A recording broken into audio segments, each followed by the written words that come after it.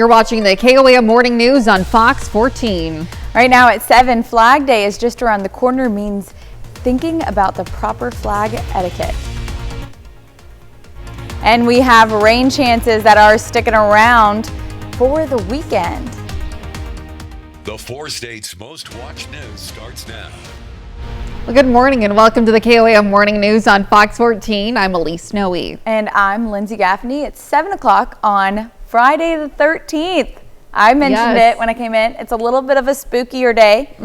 I am a little stitious, not superstitious, but just a little stitious. I know where that's from, Lindsay. But yeah, so far it hasn't been a bad day. How about not you? bad at all. No, fine. Just the rain. I'm so tired of the rain this morning. But like you said earlier, it's not severe, so it's just a little sprinkle, so not too bad.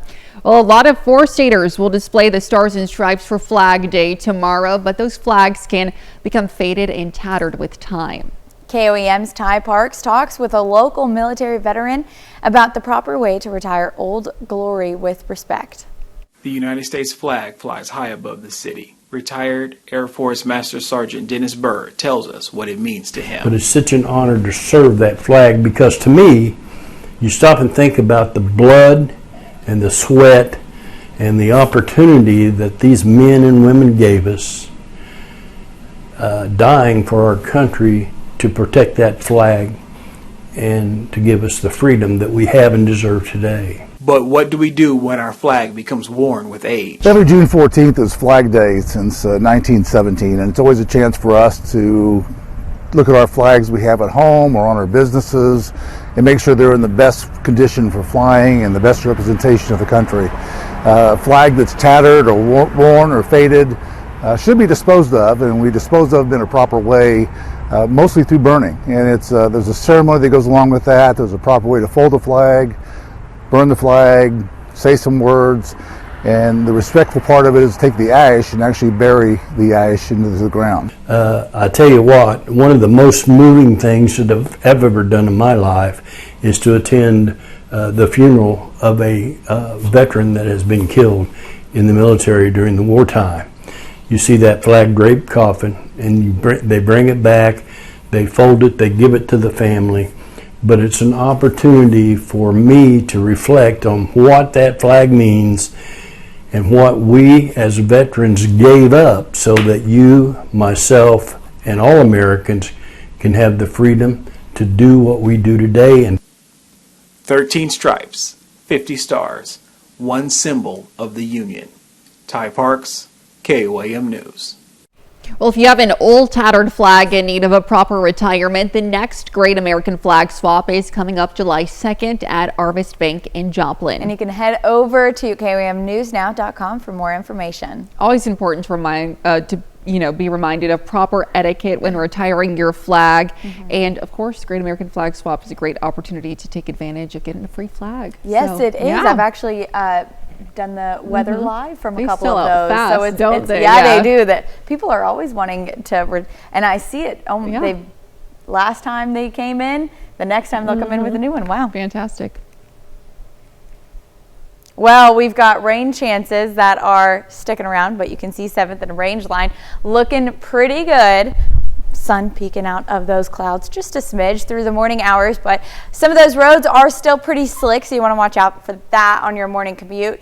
We do have isolated chances sticking around through the mid-morning to early afternoon hours. You can see after 11 a.m. Right around noon, it shoots up, so we have a chance for some showers popping up through especially the Joplin area, tapering off by about 5 p.m. Overnight hours are looking good. We're not expecting any rain chances tonight, but they do return pretty early on Saturday. Now you can see most of us saw some rain, especially Kansas and on the Missouri side. We did see some rain showers through this morning, which is why those roads are a bit slick. Might get some puddles out there, and low-lying areas might already have high water levels. So you're going to want to watch out for that. Plus fog might be developing as well, but you can see most of the rain has started to taper off. Now, behind all those rain showers, again, fog could be developing through the mid-morning hours around 9 a.m. Does start to clear out pretty quickly because we have the temperatures warming back up, but this is just due to just those rain showers that we saw this morning, and again, clearing out pretty quickly following all those showers. Now, for the rest of the day, Cloudy. We could see some clouds or the sunshine through some of those clouds, but mostly cloudy. Couple of those chances of showers, isolated showers through the afternoon hours, all clearing out by later on this evening. Now temperatures spiking up to 77, 78 degrees, not too bad, but we do have warmer temperatures ahead, upper 80s for the weekend. Isolated rain chances on Saturday, a strong storm to start off our Father's Day. It does clear out by mid-morning to early afternoon, giving us a chance to celebrate Dad outside at least, maybe getting some sunshine there too. But I'm going to have a full look forecast coming up. All right, Lindsay, thanks. Well, former U.S. Representative Billy Long of Southwest Missouri will lead the Internal Revenue Service. The U.S. Senate yesterday confirmed Long on a 53-44 vote, despite Democrats' concerns about the Republicans' past work for a firm that pitched a fraud-ridden pandemic-era tax break. Now, while in Congress, where he served from 2011 to 2023, Long sponsored legislation to get rid of the IRS. Long has no background in tax administration. Before his election to Congress, Long was an auctioneer. The city of Carterville has some information regarding the city's storm sirens. Storm Siren 1, located underneath the water tower in North Carterville, is undergoing repairs and will be temporarily out of service. The city says while Siren 2 remains fully operational, the lack of Siren 1 will reduce overall audible warning coverage. It also says it hopes to have the siren back online as quickly and safely as possible. The city will provide an update once full service is restored. And to be the first to see breaking news, weather and sports, you can download the KOAM News app. It's available free of charge in the Apple App Store and the Google Play Store. Just search for the KOAM News app. Well, residents and consumers with Liberty Utilities give testimony and speak on issues with the electric company. The meeting, put on by the Missouri Public Service Commission, is part of a larger investigation into Liberty's billing and customer service issues. KOAM's Anthony Saviello attended last night's meeting and has more about both the meeting and the investigation. A full parking lot and a door that never closes as residents walk into the Missouri Southern Justice Auditorium to make their voices heard. I just kind of found this out. 30 years to pay for that mess up at Asbury Plan is insane.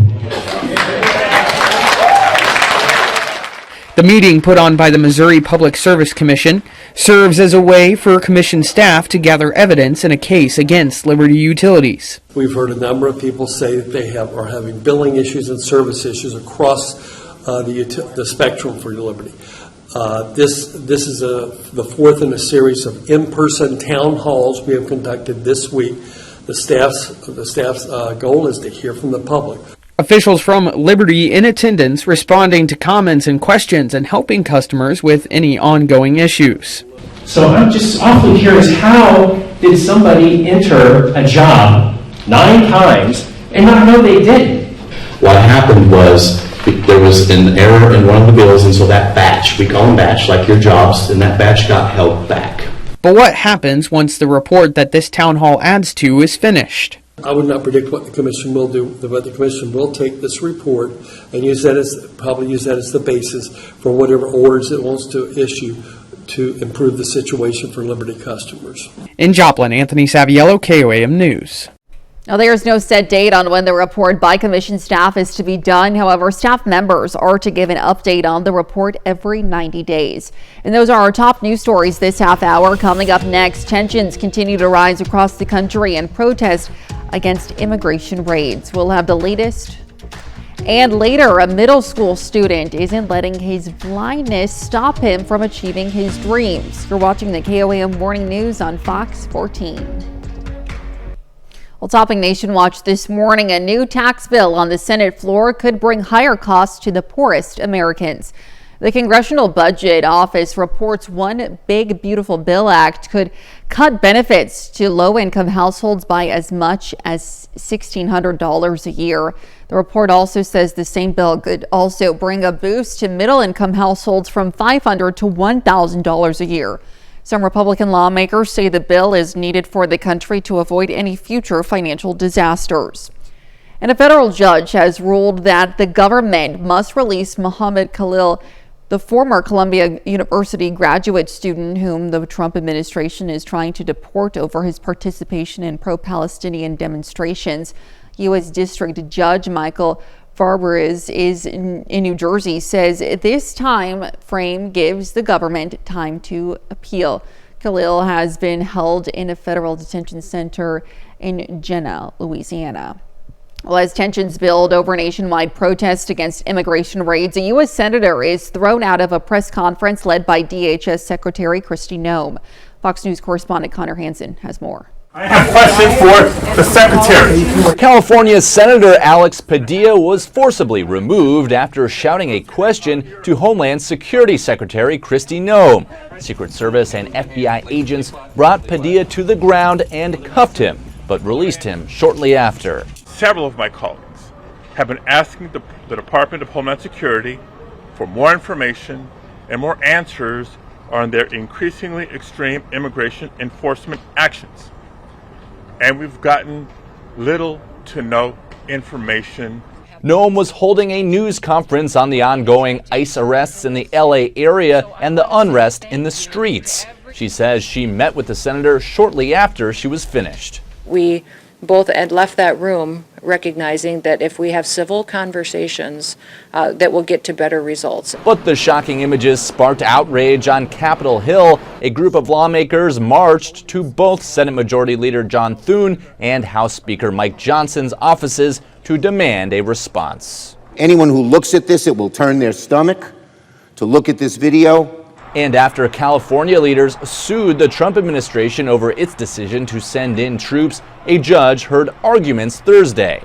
They use this as a pretext to send the U.S. Marines into an American city, which will target our own citizens. Democrats on Capitol Hill are now demanding an investigation and want Secretary Noem to testify. In New York, Connor Hansen, Fox News. And that's a look at some of today's top national stories. We'll be right back. Well, we still have ongoing flooding risks along some rivers, especially the Osage River, through Sunday evening, and that's due to ongoing rain chances today and through the rest of the weekend. Plus, we've already seen most of these rivers at capacity, so any additional rainfall could lead to flood risks across the 4 states. Now you can see we had some heavier showers this morning starting to taper off, and we do see a couple more isolated chances of rain out near Jasper, just east of Columbus, west of Girard, so those are going to continue. But taking a look outside downtown Pittsburgh, we do have calm weather, at least for now. We have overcast skies, roads are starting to dry up a bit. Might get some sun peeking out through those clouds as well, but those overcast skies do continue for most of the day. Temperatures are starting to warm back up to the upper 60s, and we're going to get into the 70s today. Low 70s by 11 a.m., cloudy all morning long, and then through the evening, it's still going to be pretty cloudy, though clouds start to break apart a little bit by early evening into late evening overnight. Now, we do have, again, ongoing chances of isolated rain showers. So this is by 9 a.m. staying south of I-44. Those continue to push through. A couple more pop-up showers, maybe a little thunderstorm, do continue. This is now 3:30 in the afternoon. Monette, Cassville down to Bentonville, Bella Vista area. All that clears out. We're looking pretty good. Clouds not too far behind the rain. Then heading into Saturday morning, so this is about now 4:30 in the morning on Saturday. Clouds return from the southeast, and we have isolated showers pushing in as well. Now, thunderstorms stick around in south of I-44 in our southern counties, but none of these are going to be severe. However, we could get some heavy rainfall and even some thunderstorms. You can see that one little cell out north of Seneca, just south of Joplin. Could get some lightning with that. Then isolated showers moving in from our western counties into southeastern Kansas, Parsons, Columbus, Oswego. This is by 11:30 on Saturday, so mid-morning to midday, and then pushing into the Joplin area by 12 to 1 p.m. Isolated showers stick around through most of the afternoon, but if you're not getting any rain, you're going to be seeing partly cloudy skies. That is until early Sunday morning. This is actually going to be after midnight on Saturday into 1 a.m. on Sunday. Strong storms coming in from the west We do have a bit of a bowing segment here, which means we could see some strong wind gusts gusting 50 to 55 miles per hour, staying below severe limits because we don't expect a severe threat with anything this weekend, but starting off pretty strong. Now it pushes into our central counties and the Joplin area and really breaks apart. We could still see lingering showers through 6 a.m., 7 a.m. on Sunday, but it all rotates out of here and we're back to sunny skies, partly cloudy skies through the rest of the afternoon and into early evening, clearing just in time to give us some chances to celebrate Dad or at least maybe grill out for the afternoon. But I wanted to make sure everyone knows no severe threat. Getting some isolated showers, isolated thunderstorms, but not looking at a severe weather. We could see the biggest threat we could see for this weekend is going to be the flooding risk, just due to already saturated soils, high river levels, and puddles in low-lying waters. Any additional rainfall going to lead to a bit of a flood risk. Now, 1/10 of an inch all the way to 2.5 inches of rain is how much we could be expecting for the weekend. Overall, though, not a bad weekend if you're not getting those rain chances, because we're going to see a bit of sunshine, few clouds, temperatures in the upper 80s. But higher temperatures later on into the week, 90s all week long, and the sun comes back out. So we're definitely going to get the chance to dry out this week. That's a look at your forecast. We'll be right back. Less than 10% of firefighters around the country are women, but all the young ladies in one Virginia county want to see that number go up. Well, these young ladies are learning what it takes to be a first responder, learning from those working their dream jobs at the girls' fire camp. Like a lot of stories of people who died in fires, and I don't really want that to happen a lot, so I want to be a firefighter. Every growing girl loves a camp with dollhouses and dress up. These girls are doing those same activities and more, while learning how to save lives. This is just to inspire them and show them the different career and volunteer opportunities that they can have as they grow up in this career field. Young ladies from 1st to 12th grade are learning all tricks of the trade, including fire safety and rescue techniques. We're doing the maze and we're trying to save a baby, and then once we get out of the maze, we go up, down that, and then we go in that and save another baby. And then we go up that, and then we hit it that with like that. For some of the girls, it's more than just camp.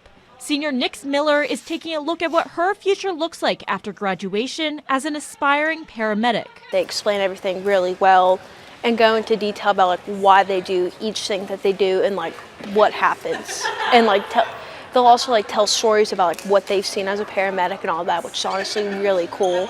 Hometown heroes inspiring the next generation of heroes.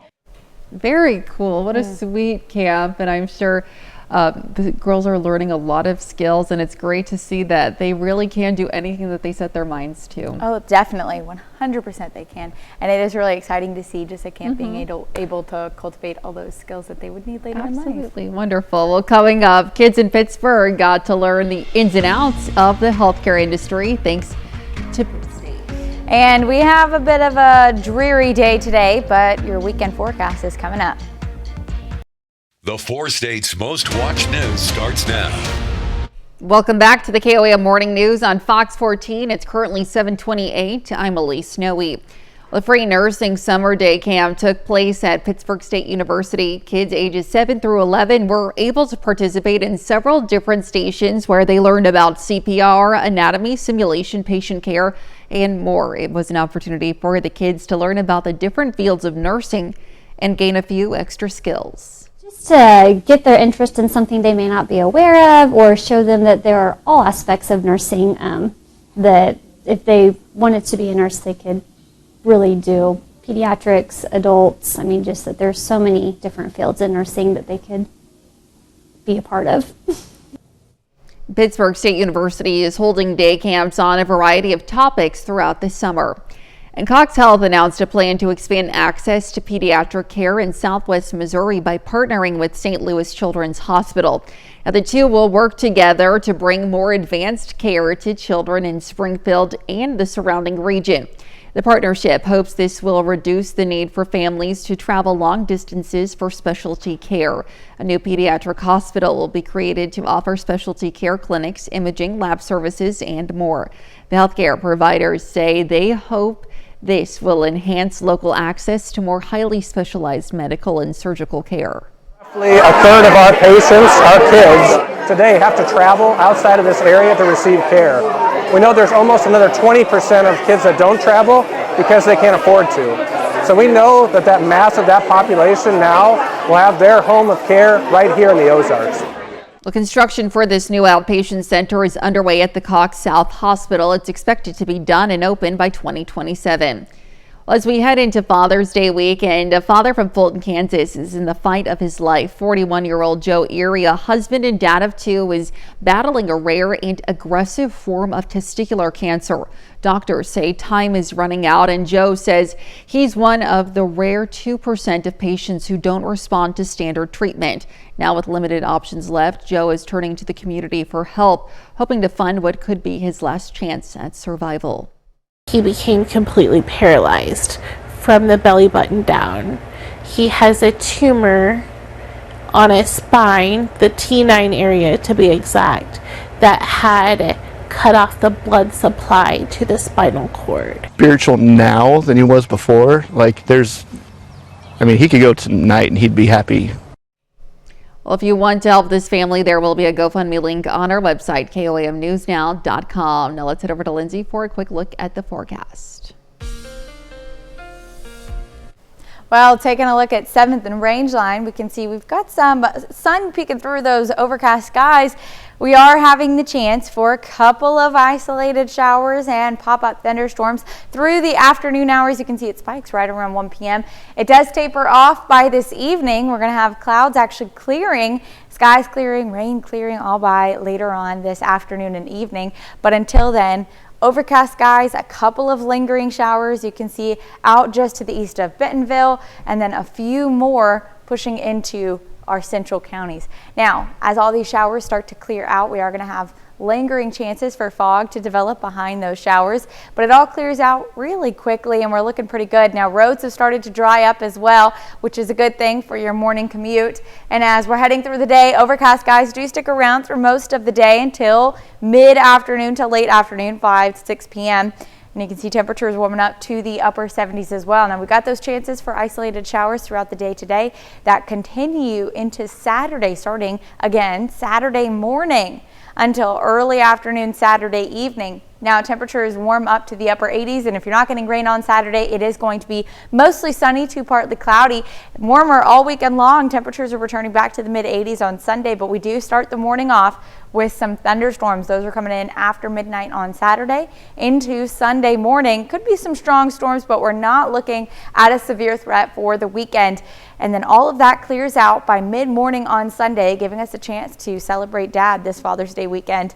But I'm going to have a full forecast coming up. All right, Lindsay, thanks. Well, Israeli strikes lit up the sky across the capital of Iran early this morning, and the aftermath is sinking in there and at other blast sites. Fox News' Chris DeMeo reports. Security cameras in Iran's capital capturing the moments Israeli blasts struck early on Friday. We struck at the heart of Iran's nuclear enrichment program. Israeli Prime Minister Benjamin Netanyahu says forces carried out Operation Rising Lion to prevent Israel from becoming the victim of a nuclear holocaust. Iran has produced enough highly enriched uranium for 9 atom bombs. We struck at the heart of Iran's nuclear weaponization program. We cannot allow the Iranian regime to obtain a nuclear weapon that would be a danger to Israel and the entire world. Iran's ballistic missile program was also targeted. Soon, those missiles could carry a nuclear payload, threatening the lives not of hundreds, but of millions. This is an intolerable threat. Israel previously threatened to hit Iran's nuclear facilities back in November. Last year, Iran fired 300 ballistic missiles at Israel. The tyrants of Tehran have brazenly, openly called for Israel's destruction. In a statement, Secretary of State Marco Rubio wrote in part, quote, Israel took unilateral action against Iran. We're not involved in strikes against Iran, and our top priority is protecting American forces in the region. But some lawmakers on Capitol Hill are criticizing the move. Senator Jack Reed, a member of the Senate Armed Services Committee, writing in part, quote, Israel's alarming decision to launch airstrikes on Iran is a reckless escalation that risks igniting regional violence. The IDF says it's bracing for days of retaliation, with officials urging Israelis to seek shelter. Chris DeMeo, Fox News. And that's a look at our top news stories coming up this half hour on the KOAM Morning News. Shannon joins us this morning with these big 3 stories of the week. Welcome back this morning. We have Shannon Becker in the studio with his big 3 news stories of the week. Shannon, good morning. Good morning, Elise. How are you? I'm doing well. How about yourself there? Great as always. Wonderful. Let's take a look at the big 3 stories this week. Live and local, what's happening where you live. Talked about it for 12 days, in fact. He was on the run for 12 days. Grant Harden committed his crimes, honestly, about an hour from here. He was on the run from an Arkansas prison.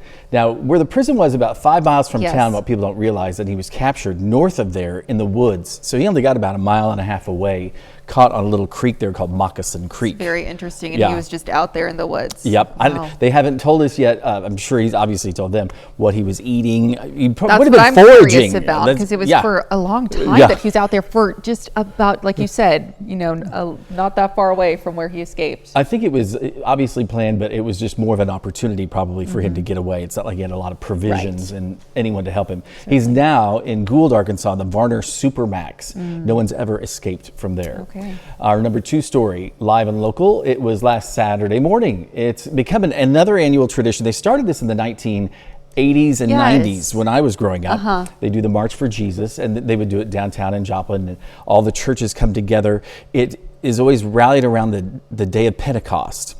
Right. So that's when the church in the New Testament was formed, in the New Testament church, if you don't want to necessarily call it. So they come together and they celebrate. There are about 400 people. So it was really, really kind of refreshing to see. Quite and a lot of people, 400 people out there in the streets of Joplin. Yeah. Wow. Our number 1 story, KOAM News Now. Speaking of downtown Joplin, this is a scary one. I know. An apartment fire. The Messenger Towers, it was on the 11th floor, and the kitchen had a fire. A lot of damage from what I understand inside that apartment, but fire was contained in that one apartment, amazingly. Right. Some people were evacuated. In fact, some people there on that floor stayed out of their apartment for the entire day, but they were allowed to go back late at night. That one person, I believe, in that one apartment is being assisted by the Red Cross since they are displaced currently. Okay. They haven't really released a lot more details, but no one was injured. Right, also. which thank goodness. Yeah, that could have been a very dangerous situation, especially those kitchen fires. We had Dustin Luno yesterday talking about kitchen fires and ways to prevent those, and of course having a handy fire extinguisher with you. So and it's the most common fire. House fire is a kitchen fire. Yes. Our bonus story of the week. This is so adorable. I literally had to share this with you. This is a bobcat, a little bobcat kitten. So cute. In Lenexa, Kansas. There was a storm recently. This little kitten made its way into somebody's house. So animal control officers the next day put it back out and let it cry at the same place, the same house. And look, it climbed up on a fence as it was crying, and here comes Mama. Is that not amazing? Mom to the rescue. I can't Super believe mom. it. Look at that. And the video is just wow. And look at it. It's so like, wow. Oh, there you are, Mom. Mom. Little tail like, oh, Mom, I'm thirsty. I want some of that, Mom. Move over. Oh, it's so cute. You can see more of that on our website, KOAM News Now, and our Joplin News First tab. It's super cool, isn't that? That's adorable. I love Unbelievable. it. That's incredible. Wow. It's our big 3 stories of the week, KOAM. Wonderful. Well, Shannon, as always, thank you so much for being with us this morning. Happy to have you. Stick around. We'll be right back. Well, we still have a river that is under a flood warning until 11 p.m. That's the Osage River just north of Nevada. But the rest of us are looking pretty good.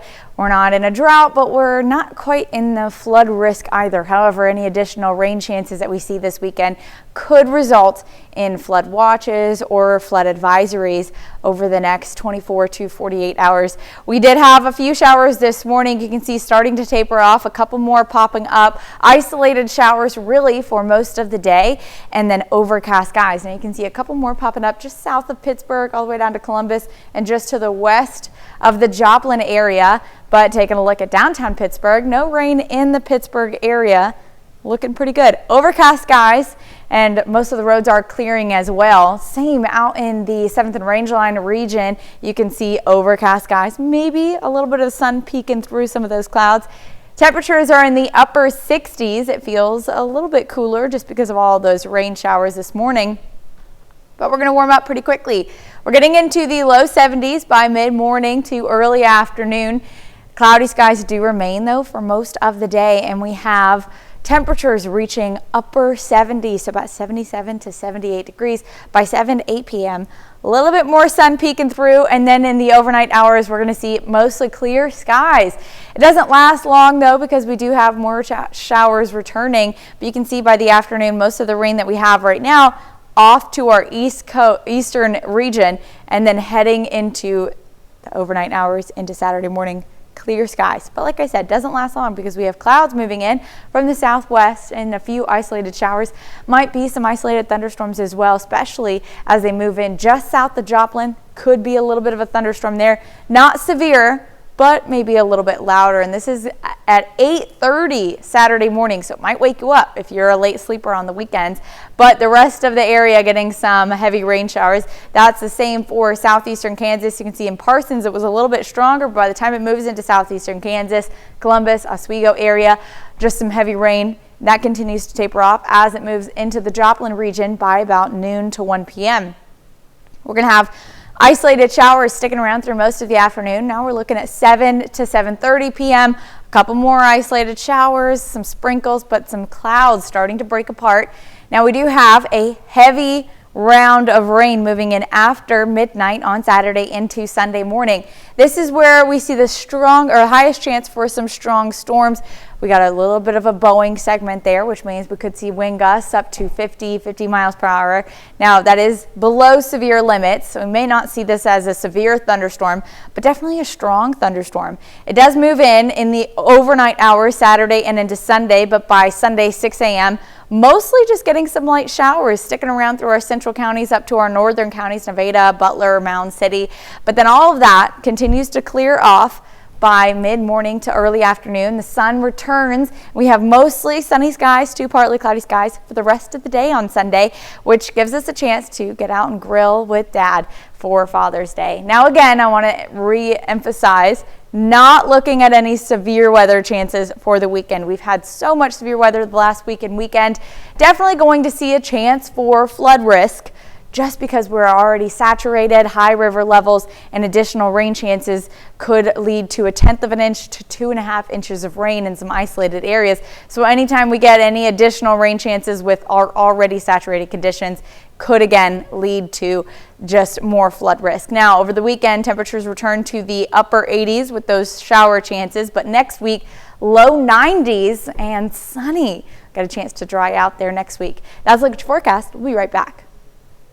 At middle school in Texas, one 7th grader proves that limitations are no match for determination and heart. Alan Casper shares Angel Afaro's story, a student making his mark on the band without ever reading a note.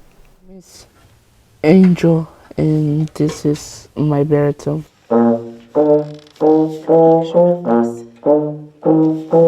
Since I was a little kid, just started liking music. Makes me feel comfortable. When I was in 6th grade, I heard about being in band and I was interested. Angel has come a long way. I remember when we first tested him, he was very nervous about the idea of being in band due to him being blind and not being able to read the music. But we have a very dedicated team of band directors here that told him that it would be no problem and that we would find something that would work for him. Well, one of the band directors make a test for me for what instrument should I play, and they test me on baritone, and I started to play. Baritone was his best fit, so we decided that with that one we felt he would be most successful. Last year when he was in 6th grade, we started him and he blew us away. He was playing pop tunes and Go Big Blue within the first 2 weeks of him playing the baritone, and he has come so far. So when he first gets a brand new piece of music, we can't just throw it at him and say, here, read this, because he can't see it. But what we'll do is we'll break it down for him. We count through it and then we name it and then we play it. It has taken this dedicated team of directors to really take him beyond where he thought he was going to be. My favorite thing about band is we get to go to UIL. We got straight ones. Con sus amiguitos, él se lleva muy bien. Thanks be to God, because in this country he was able to discover band, and he loves being in it and playing his instrument, and he's happy with that. Angel says he hopes to continue playing music for years to come and inspire other students facing challenges of their own. And it's a true reminder that sometimes the strongest notes are played from the heart. So true. What an incredible story, and so talented. Oh, yeah. Oh, man. I am not that talented. He's doing an incredible job. Absolutely. But you know what's not doing an incredible job? This weather, Mother Nature. I mean, we're just getting hit with rain constantly. Now, we're not expecting a severe threat. As you can see, we've got a little bit of a low risk there in our western counties through the weekend, but really just getting some rain showers. Isolated rain showers on Saturday, upper 80s. So it is going to be a bit warmer than we're seeing today. Mid 80s on Sunday with a morning storm passing through. That's going to be coming in late Saturday and into early Sunday morning. It all clears out, at least by early afternoon, giving us a chance to see some sunshine, partly cloudy skies for the rest of the day on Sunday, and actually might get the chance to grill out with Dad for Father's Day on Sunday, hopefully, if Mother Nature actually cooperates. Well, here's a check of today's top headlines, the news you need to know before you head out the door. Former U.S. Representative Billy Long of Southwest Missouri will lead the Internal Revenue Service. The U.S. Senate confirmed Long on a 53-44 vote. Long served from 2011 to 2023 and sponsored legislation to get rid of the IRS. Long has no background in tax administration. Before his election to Congress, Long was an auctioneer. And the city of Carterville has some information regarding the city's storm sirens. Storm Siren 1, located underneath the water tower in North Carterville, is undergoing repairs and will be temporarily out of service. And the city says that Siren 2 remains fully operational. The city will provide an update once full service is restored. Cox Health announced a plan to expand its pediatric care in Southwest Missouri by partnering with St. Louis Children's Hospital. The two will work together to bring more advanced care to children in Springfield and the surrounding region. Construction is underway at the Cox South Hospital. It's expected to be done and open by 2027.